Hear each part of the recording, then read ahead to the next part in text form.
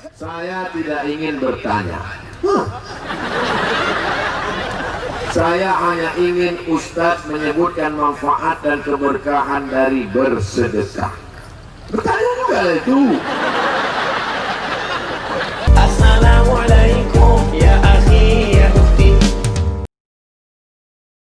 Jangan lupa subscribe, like, and share. Ustaz, bagaimana hukumnya wanita haid masih berzikir dan melantunkan ayat Quran?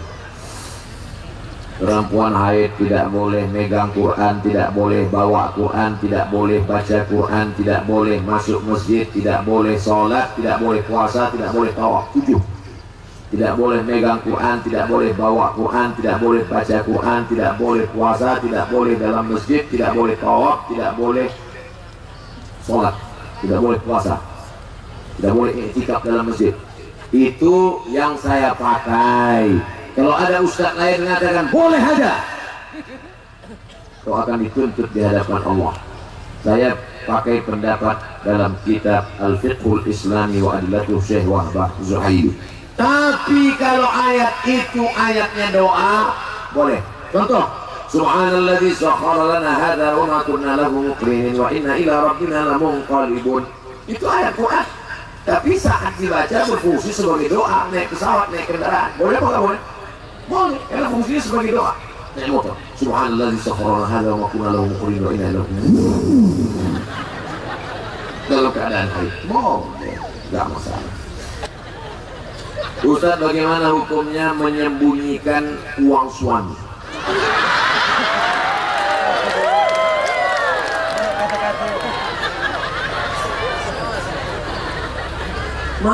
Mas, ini uang apa mas?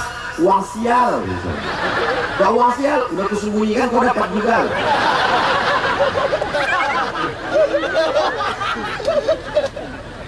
Waktu nikah, bapak punya kebun sawit, kebun karet, kebun padi, sawah. Ibu waktu nikah juga punya kebun. Hadiah dari orang tuanya, atau warisan, atau dibelinya, atau karena dia PNS, atau dia punya tabungan. Ibu juga punya uang, tabungan, punya kebun, punya sawit, punya rumah. Menikah, apa bedanya? Dalam harta bapak ada hak ibu, tapi dalam harta ibu tidak ada hak bapak.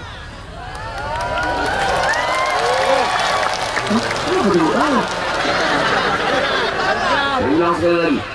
Dalam harta bapak ada hak ibu, tapi dalam harta ibu tidak ada. Dalam harta bapak itu hak ibu namanya nafkah. Ibu punya hak dari bapak 5: makan, pakaian, tempat tinggal, pendidikan, perhatian. Sedangkan ibu kepada bapak wajib patuh dan taat selama bapak patuh dan taat kepada Allah dan Rasulullah SAW. Apakah setelah menikah lalu suami serta-merta, hai istriku, mari kemari, kebunmu punyaku, mobilmu punyaku, surgamu di bawah tapak kakiku? Tidak. Tapi huwa jannatuki wa naruki, suamimu itu bisa jadi surgamu, suamimu juga bisa jadi neraka. Kamu minta Tuhan. Mereka adalah suami yang rendah hati dan tawadu. Ibu bisa masuk neraka gara-gara mereka. Ibu juga bisa masuk surga gara-gara mereka. Nah, itulah makanya dikasih kayu supaya nggak pukul-pukulan. Sekarang setelah jelas, tiba-tiba ibu sembunyikan uang mereka. Why? Kenapa itu bisa terjadi? Padahal mereka sudah kasih nafkah, dikasihnya makan, dikasihnya pakaian, diberinya pendidikan, diberinya perhatian, diberinya tempat tinggal. Kok ambil juga? Maka itu istri yang zalim bertanya. Tapi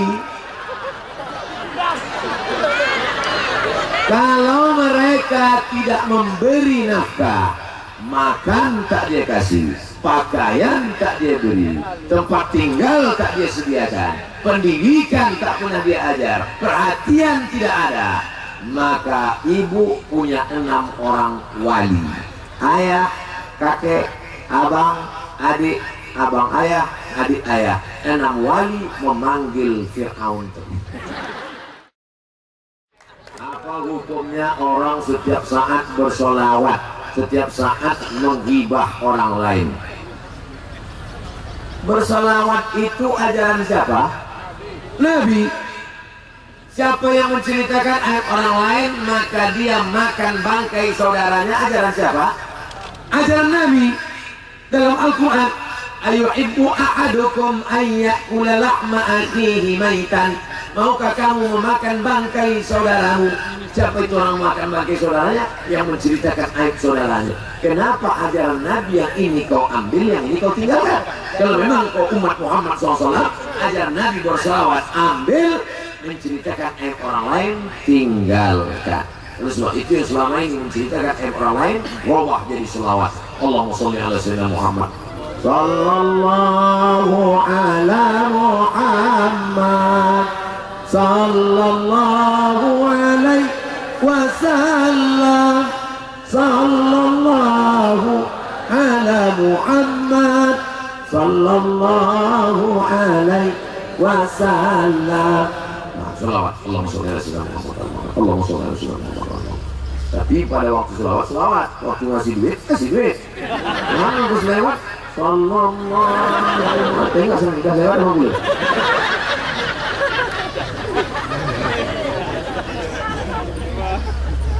Ustaz, istri saya galak. Saya mau poligami. Boleh tidak kalau saya diam-diam? Kompilasi Hukum Islam Indonesia, namanya KHI. Ibu beli nanti di toko buku, KHI, Kompilasi Hukum Islam Indonesia. Suami yang menikah tanpa izin istri pertama, maka bisa dituntut di pengadilan. Nampaknya Ustaz ini pembela perempuan aja. Saya menyampaikan hukum aja. Maka bapak yang mau menikah sekali lagi mesti ada izin pertama dari istri membuat tanda tangan. Saya ajarkan, gini caranya Pak. Format suratnya ini. Saya yang bertanda tangan di bawah ini, nama Katiem. Mohon maaf kalau kebetulan namanya sama. Umur 41 tahun. Nomor KTP. Bersedia tanpa paksaan pihak manapun untuk suami saya menikah sekali lagi. Tanda tangan materai 6.000. Makanya saya pesankan ke ibu, nanti kalau mau tidur malam ini, yakinkan periksa dulu di sekitar tempat tidur itu memang tak ada materai dan pena. Mana tahu kejahatan terjadi, bukan hanya ada niat dari pelakunya, tapi juga akan ada kesempatan. Waspada. Apa hukumnya menumpuk uang kas masjid? Tadi kami cerita dengan Pak Wagub, beliau pergi ke Yogyakarta, mampir ke Masjid Jogo Karian.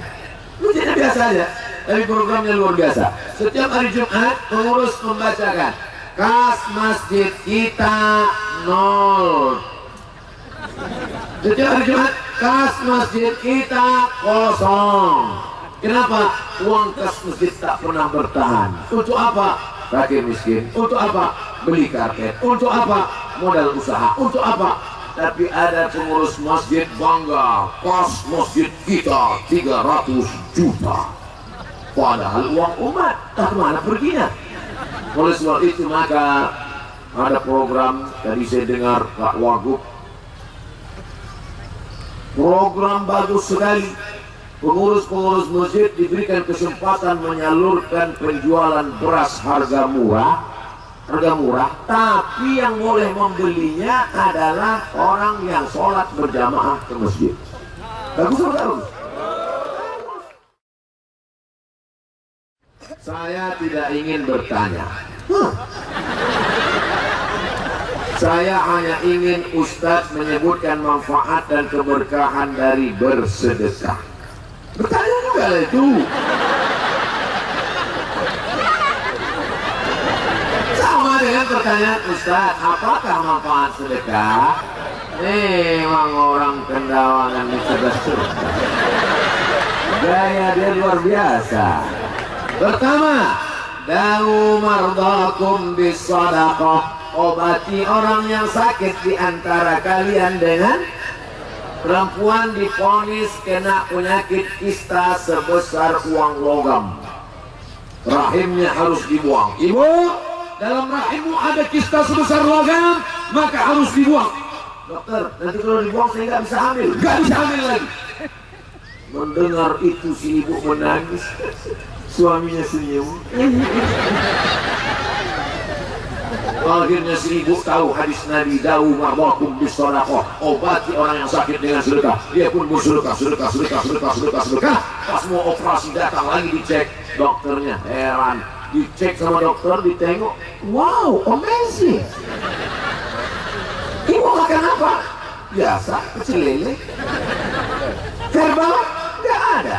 Berobat? Tidak.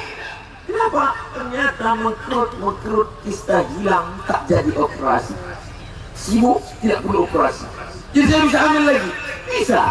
Si ibu tersenyum. Suami yang nangis. True story, kisah nyata. Maka manfaat sedekah yang pertama, menyehatkan penyakit. Yang kedua, kullu mri'in tahta zilli sadaqatihi. Setiap orang akan bernaung di bawah sedekahnya nanti pada hari kiamat. Malam ini matahari tak terbit, malam ini tak hujan, tak perlu naung. Tapi di padang mahsyar kita perlu tempat bernaung. Apakah masih ada tenda di akhirat? Tak ada. Apakah tukang tenda kalau mati bawa tenda? Siapa yang akan menaungi kita nanti di akhirat? Sedekah, bukan sholat. Maka ibu bapak kalau mau dapat naungan di akhirat, banyak-banyak bersedekah. Tiga, sedaqatus sirri tudfi'u ghadabar rabbi. Sedekah memadamkan murka Allah. Kama yudfi'ul ma'an nar. Sebagaimana api memadam dipadamkan oleh air. Kalau nampak api bergejolak, padamkan dengan hujan buatan. Enggak turun-turun, nunggu istisqa. Turun tidak. Memadamkan murka Allah dengan banyak-banyak bersedekah. 4, sadaqatus sirri tudfi'u, sadaqatus sirri tarfa'u mitatas su'. Sedekah menolak mati su'ul khatimah. Makanya kalau mau selamat dari su'ul khatimah, Allahumma khtim lana bi husnil khatimah wa la takhtim alaina bi su'il khatimah. Di antara mau dapat husnul khatimah adalah bersedekah. Alhamdulillah, karung beras sudah penuh. Ustaz, bagaimana caranya menghilangkan penyakit hati seperti sombong? Abdul Somad, kau sombong kenapa?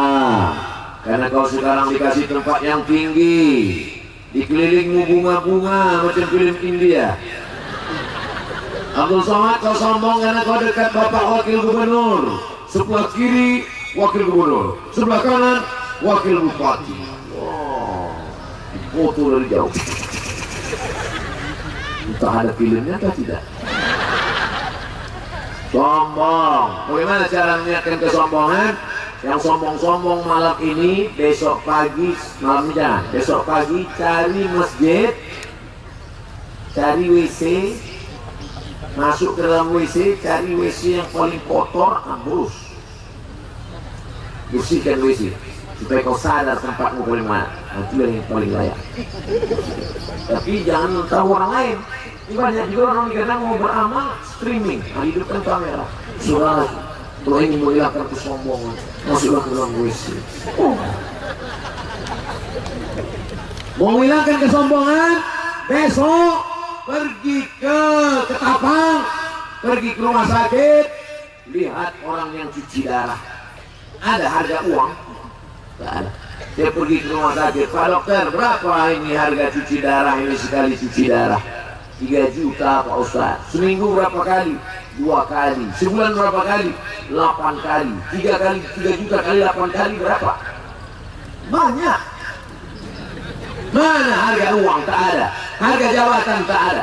Kalau sudah mau sakratul maut, banyak orang datang, tapi yang menolong hanya la ilaha illallah.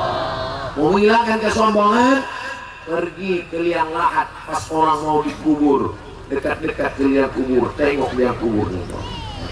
Ada bunga-bunga di liang kubur. Ada, tengok, masuk. Kalau dikasih izin masuk sama anaknya, masuk dalam. Izin saya masuk, kata anaknya, nah bapaknya kan masuk, mau di dalam terus nggak apa-apa. Kalau nanti ada orang mati, istrinya di tepi menangis, abang, mas. Kira-kira yang nangis itu mau nggak masuk dalam? Itu ngaku mereka nggak mau. Saya tanya sekali lagi, yang nangis di pintu kubur, yang mengatakan kepada suaminya, jangan tinggalkan aku, mas. Jangan napasku pergi. Kalau betul-betul disuruh dia masuk, oh dia masuk dalam. Makanya nanti kalau ada perempuan nangis di tepi kubur, jangan ditahan, biarin aja. Aku masuk, masuk.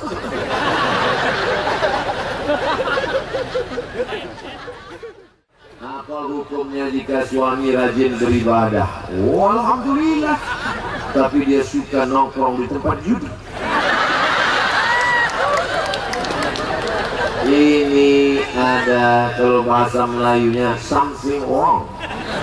Ada kekeliruan. Kenapa bisa dia rajin ibadah, rajin pula dia nongkrong tempat judi? Innamal khamru khamar, wal maisir judi, wal ansaf menyembelih berhala, menyembelih binatang untuk berhala, wal azlam mengundi nasib, rijasun najis, min amali syaitan perbuatan setan, fajtanihu jauhi. Man salatuhu lam tanhahu anil fahsya wal munkar. Siapa yang sholatnya tidak mencegah dirinya dari keji dan mungkar, alam yazdad illa bu'dan, maka dia makin jauh, makin jauh, makin jauh, makin jauh dari Allah. Inna salata tanha anil fahsya wal munkar. Apa beda fahsya dan munkar? Fahsya seksual, munkar non seksual. Judi itu masuk fahsya apa munkar? Munkar. Sabu-sabu masuk fahsya apa munkar? Munkar. Ngintip istri tetangga fahsya apa munkar? Ada orang nggak mau main judi, nggak nyabu-nyabu, nggak sabu, tapi selalu nge-SMS gini orang. Itu fahsya. Ada nggak gatal, matanya nggak jelalatan, tapi main judi. Bukan cuma melaga ayam, laki orang pun melaga. Ini munkar. Sedangkan sholat mencegah dari fahsya dan munkar. Makanya tadi awal kesana tadi adalah malam ini yang pertama kali taubat. Tidak ada gunanya pengajian ramai kalau tidak ada efeknya. Saya tidak mau waktu Ustaz Abdul Somad kemarin ke Kandawangan, ramai. Terus apa efeknya? Sampah bertimbun. Bukan itu. Kita ingin ada perubahan. Ya Allah, mudah-mudahan yang berjudi, yang minum khamar, sabu-sabu, yang riba, yang aib orang berhenti setelah malam ini, insya Allah. Bagaimana kita bisa menentukan waktu yang tepat untuk sholat taubat? Mohon penjelasan yang sebenar-benarnya Pak Ustaz. Di ujung ada pula gambar titik 2, senyum.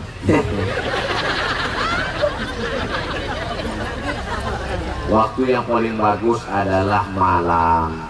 Pulang dari sini langsung tidur. TV mati, handphone mati, hidupkan waker. Wake, bangun. Ker, jam yang bisa membangunkan.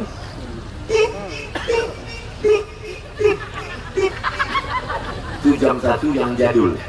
Buat satu lagi jam, setel nanti jam 3, jam 2 malam, buat lagu. Bisa kan di setel jam itu keluar lagu kan? Nah, setel lagi. Pas nanti jam 2 bunyi. Bila Israel datang memanggil jasad itu untuk yang mak-mak sama bapak-bapak. Adapun untuk yang anak muda, lagu juga tapi bukan lagu itu. Mati.